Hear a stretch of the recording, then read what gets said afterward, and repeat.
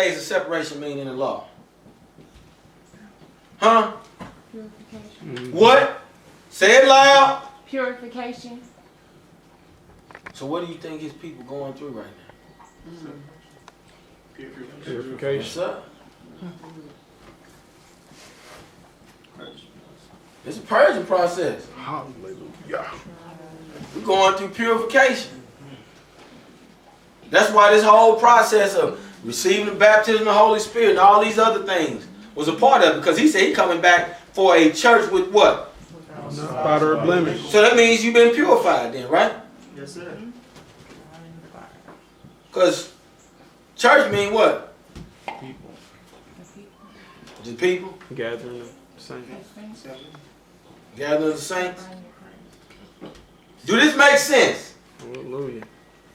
All right. See, during these days that we're going to be away from the Father, the days that all the forefathers spent away from, all them generations, because we heard David say, teach it to what? Some generations? Teach it to all the generations. You got to understand what the Father has done to these people. You got to understand why. Because coming in the truth ain't just, see, we automatically make it to black slavery. Automatic. That's just one of the things. That's just one of the things, Mark. Did you come into the truth because you was a slave, or you found out you was a slave? What, Mark? Was that it? No, not the, no. That's what I'm saying.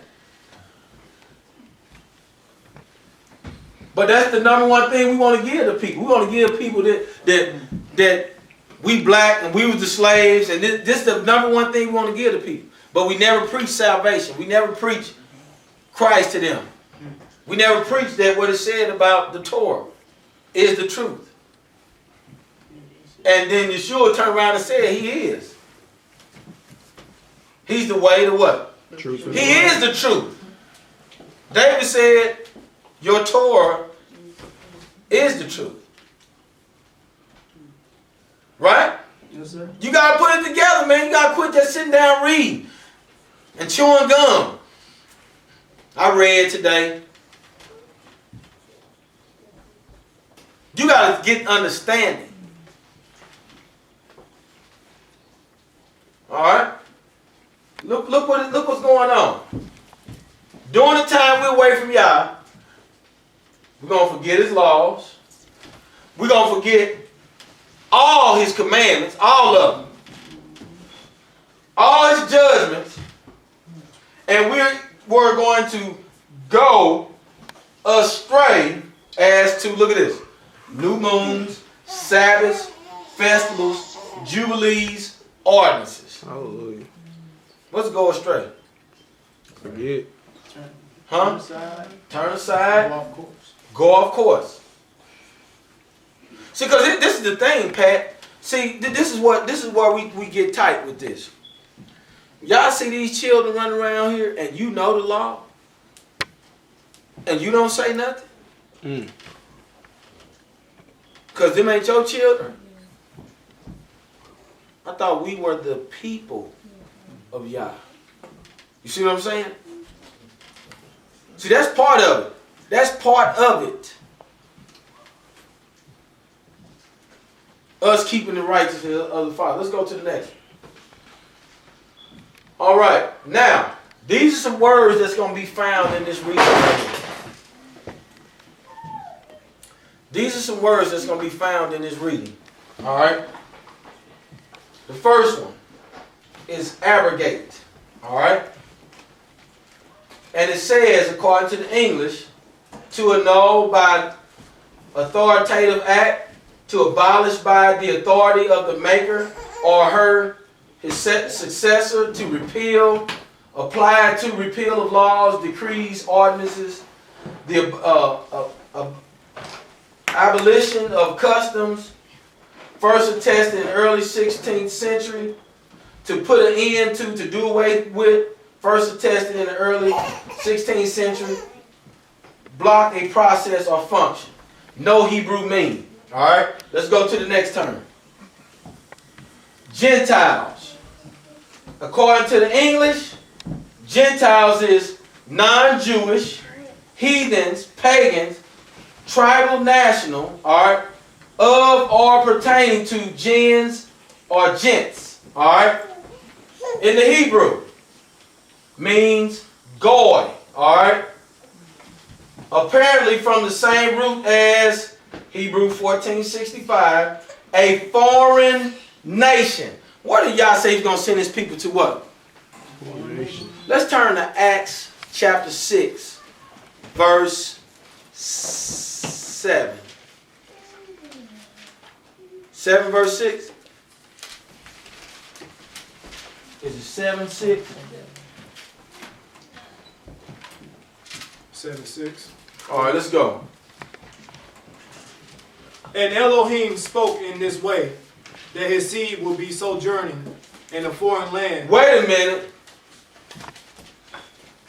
You hear that?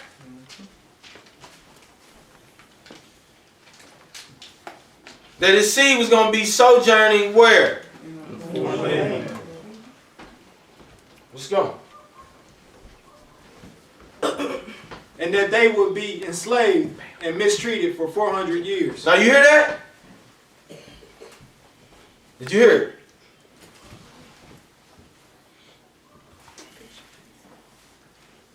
That's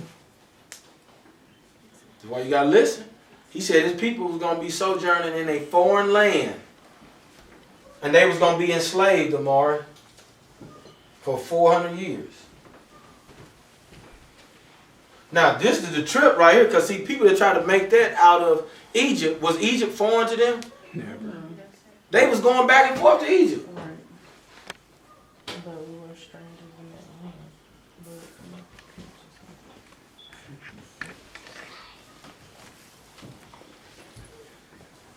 Well, Egypt, they knew who they were. And the Israelites knew who the Egyptians were. All our people, Christ, Abraham, all of them folks visited and been down in Egypt. But Christ, the Father said he's going to send us to a land that neither nor our forefathers had known. You see that? All right, inheritance. According to English, the passing of the title to an estate upon death, that which a person is entitled to inherit by law or testament. Biological attributes passed hereditarily from ancestors to their offspring. In object-oriented programming, the mechanism whereby parts of a superclass are available to instances of its subclass. According to Hebrew, inheritance means properly something that is, heirloom, generally an estate, patrimony, or portion. Inheritance, heritage, inherit, or possession. Now I got a question. I'm going to ask you, Brother Mark. Do here in the English and what it means in Hebrew, do it mean the same thing? They have different roots for the words, but not exactly the same. Not exactly. What's the main difference you see in inheritance according to this English mindset versus the Hebrew mindset? Yeah, I haven't thought about it. Man. Anybody?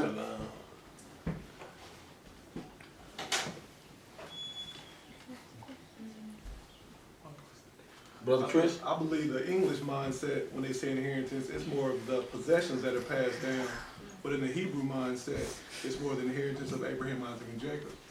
Yeah, and I think more so when you hear about inheritance, remember everything that you heard him talking to Moses about, he was talking about putting his holy name and making things holy.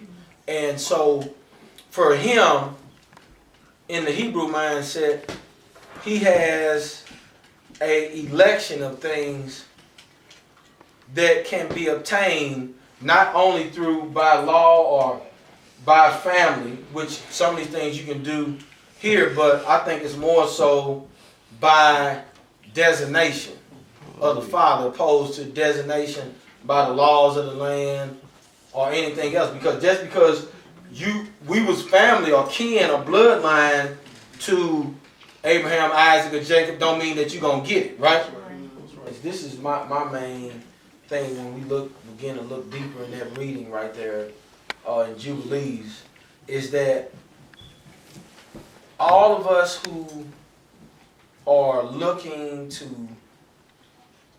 begin to walk in the way of righteousness, the expected end is what we're looking for. The expected end is the type of inheritance that is mentioned by the Father and nothing else. Nobody can't write us a deed for that. There's no deed for that. There's no formal deed to hand you. Say, if you come to this congregation, that this is what you're going to possess. That deed that comes from the Father is all based on the things that we're talking about found according to the covenant. And so, like you said, we have to look deeper because there's multiple, especially in Hebrew, there's sometimes, a few different meanings that you can find, like you said, root meanings that you can find behind some of these words. All right, let's go to the next one. Jubilee. All right, in the English it says, Jewish, a special year of emancipation, supposed to be kept every 50 years when farming was abandoned and Hebrew slaves were set free. A 50th anniversary, a special year, originally held every 100 years, then 50, and then fewer, in which remission from sin could be granted, as well as indulgence upon making a pilgrimage to Rome. All right, Hebrew. It says, apparently from Hebrew 29:86, the blast of a horn from its continuous sound, specifically the signal of the silver trumpets, hence the instrument itself and the festival thus introduced. All right, that's one of them. Now, I know Jubilees also talks about some of the, as far as like, being set free. Also, even some of these things that they mention in English. I mean, there ain't too much difference in these two, but except, I don't agree with, mentioning it in with a certain faith of people. Which, like I said, when you look at our faith, our way, this is more so, if you believe in the Father, this is more so his heritage, opposed to just a religious group. Hallelujah. Religious designation. All right, let's go to the next. All right, this is another word that we're going to find in there that I thought was very interesting that the Father used, was Beliar. And it says in English, came from Belial, the spirit of evil personified, the devil, Satan. And then in Hebrew, says the same thing, Belial, worthlessness, by extension, wickedness. Then at the bottom, it said the KJV usage. Belial, wicked, ungodly, evil, naughty, ungodly men. All right, so now I just want to bring some of those words out that's going to be in this reading, because these next readings is going to come up. And I just wanted to see and wanted you to see how some of these things apply. All right, Jubilees 1:15. And after this they will turn to me from amongst the Gentiles with all their heart and with all their soul and with all their strength. And I shall gather them from amongst all the Gentiles, and they will seek me, so that I shall be found of them, when they seek me with all their heart and all their soul. Now here's the thing. See, let's go back. Matter of fact, let's talk about the seeking of him. He's talking about this in the context or the contents of when are he's talking about them seeking him? When? When they've already been scattered. When they already been scattered. All right. He said, and after this, they will turn to me from amongst the Gentiles. So what is it about the Gentiles that keep his people, you know, in bondage and keep us scattered? What about that? Paganism and idolatry. What do you mean by that? Worshiping other gods. Tradition. Christmas, Easter, Sunday. Those are traditions of the nations. And so they didn't have none of that. So the Israelites didn't have none of those traditions. No, sir. No. Abominations. You hear that? Because this is teaching to, you know, somebody may get a hold of this video and never heard it. Never heard it not. What, you know, because he said, he was telling Moses, he said, and after this, they will turn to me from amongst the Gentiles with all their heart, all their soul, and with all their strength. And I'm saying, why we got to turn to him from amongst the Gentiles? Why turn from amongst the Gentiles? And I said, what about it? And he said, Brother Snow said, paganism. And I said, like what? Hey, but this is what it is. He said when the time, because this is what's important about these prophecies, he was telling you about Gentiles. These is people of foreign nations. These were people that was heathen, that was not knowledgeable about the ways that what he gave Moses and that he gave to his people. These folks didn't get that law, but was going to get it from his people, but his people had transgressed. So now they went among the people that had no law. So now, in the later time, that's what he's talking about. In this later time, they was going to turn away from the ways of the Gentiles with all their heart, all their soul, and all their strength. And so that's what we got to be, because even you adults, if you're not in this thing with all your might, with all your everything, guess what? You're missing out. That's when the Father show up. I'm telling you, you can try to receive the Holy Spirit. And just do this. Father, thank you. I want your Holy Spirit. Even you can feel. Does that seem sincere to me? If Jesus said, don't cast your pearls to swine, then what more will he give it to you if you don't truly desire the Holy Spirit? All right. Verse 16, Brother Snow. And I shall disclose to them abounding peace with righteousness, and I shall remove them the plant of uprightness with all my heart and with all my soul, and they will be for a blessing and not for a curse, and they will be the head and not the tail. Now, I want you to pay attention for something. First of all, this right here said, I will disclose. See, this is where everybody missing. This is why everybody is not hearing. Because he's only disclosing to those who he's choosing to disclose it to. In this latter season. I don't know why some of these people ain't hearing. But it's bad when it's your brothers, your sisters, and your family members. But he's the one that discloses. Because see, everybody in the world think because they got a Bible, they got it. They got it. But here's the other part. And they shall be for a blessing. Go to Zephaniah chapter 3 real quick.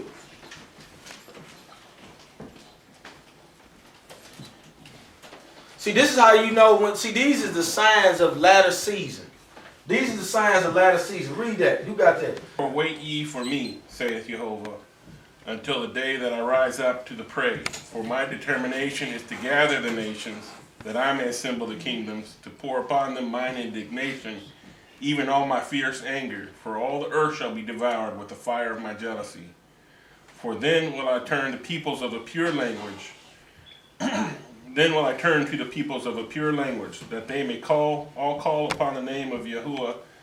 Now stop right there. Stop right there. See, that's the other thing. That's a whole nother subject. Yes, sir. But he said, then shall he turn to the earth to the people a what?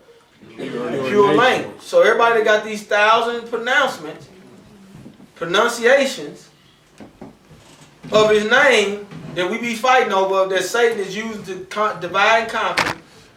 Right there, he said he's going to do it then that all people may be able to call on his name. And then here's the other thing. See, if you are in tune with what we talking about with the prophecy that Moses was getting, is this the earlier or is that the latter?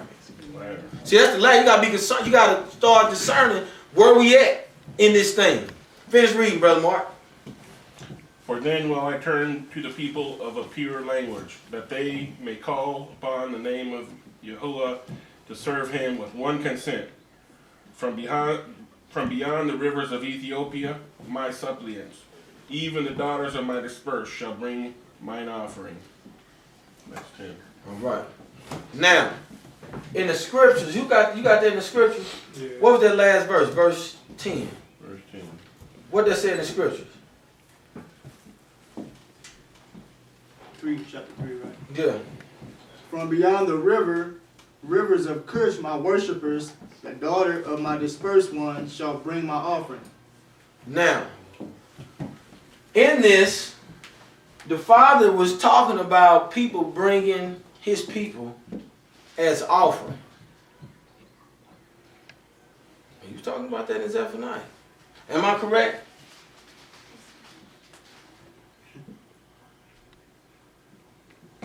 What is he talking about?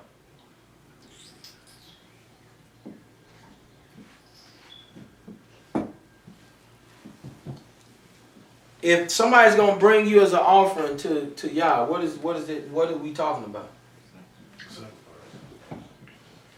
They're gonna bring you as a sacrifice so you can be killed. Somebody's going to minister to the needs of the chosen people to bring them up to the Father. He's talking about the offspring, right?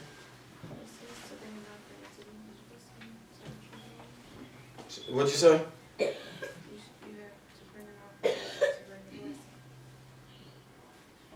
Well, to bring a blessing is one thing, but here's the thing, saints. Because see, you got to understand. First of all, when we was reading, he said, "And they shall be what? The head and not the tail. Shall be the head and not the tail."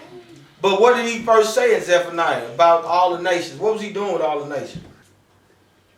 He was saying that his people was going to start to gather his people as an offering. I mean, they was going to give you back to the Father in place of all the wrong ruling, all the things that have been done to his people. These are some of the things that's going to go on. Let me read it from here again. Therefore, wait for me, declares Yahweh, until the day I rise up for plunder. For my judgment is to gather nations, to assemble reigns, to pour out on them my rage, all my burning wrath. For by fire. See, what are we talking about in that day? When is that coming? He said, for by what? Fire. That's judge. See what I'm saying? We keep talking about the day, because look, listen to this. Will we already be in the kingdom before fire come? No, sir. When do the fire happen? When we escape it. Huh? When we endure to the end, when we escape it. In the latter days. In the latter days, before you go to the kingdom. Yes, sir. That's a part of him coming now, bringing the cleansing, right? Yes, sir.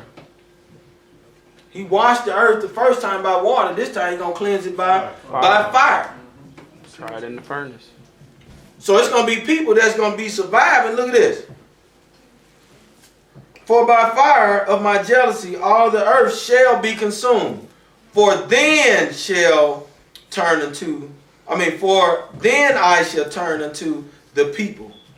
Hey, this says a clean lips.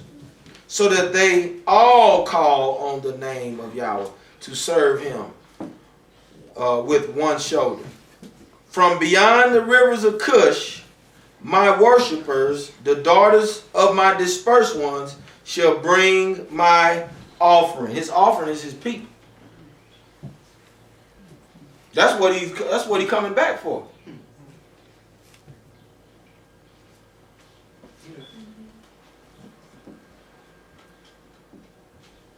If you don't have understanding, let's keep reading.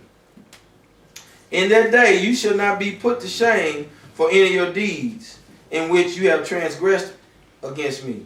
For then I shall remove from your midst your proud exalting ones, and you shall no more be haughty in my Kodesh mountains.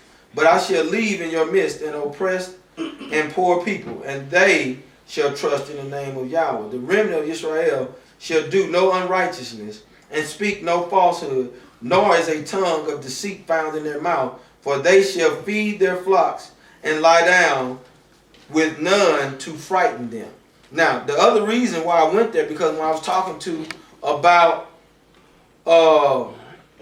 Ashkenaz and the Khazars, look what he's saying about then when they're gonna be brought back forth, when they're gonna be back in the land. They shall do no unrighteous, they shall speak no falsehood, nor is a tongue of deceit found in their mouth. For they shall feed the flocks and lie down with none to frighten them. Mm-hmm. So right now Israel's talking about going to war. Right? Yes, sir. Fake Israel. So therefore they can't be back in the land. I got another precept I can get to you guys later on for that, to show that this is what he's talking about his people being brought back as offering. Yes, sir. And I believe, I got to remember what prophet it was, but I believe, I want to say it's Ezekiel 38 somewhere. I can't remember where it's at right now, but I remember it's saying that, and the Gentiles shall bring forth his people as an offering. If I'm not mistaken. This ain't word, this ain't solid, but it's just somewhere else where I had studied. But let's go to the next one. Let's go verse 17, Brother Snow. And I shall build my sanctuary in their midst, and I shall dwell with them, and I shall be their Elohim, and they will be my people in truth and righteousness.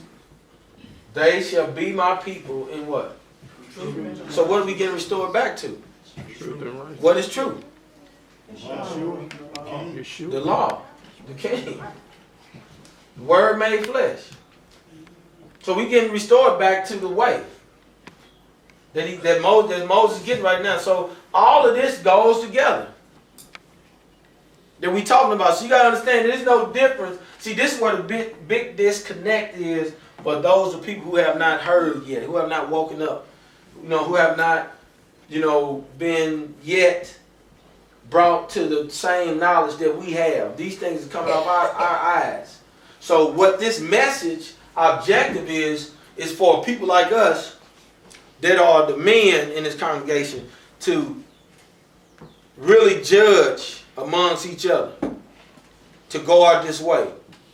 Second is to make sure that the women in our congregation is lined up, because this is the only where the only true restoration come back, and these are the people that he's going to dwell with, the ones that's returning back to the truth, which is the Torah, which is true, and which is Yeshua. So it's to make sure that as we begin to learn how to live, that we exhibit that before the next generation and keep planting this in them.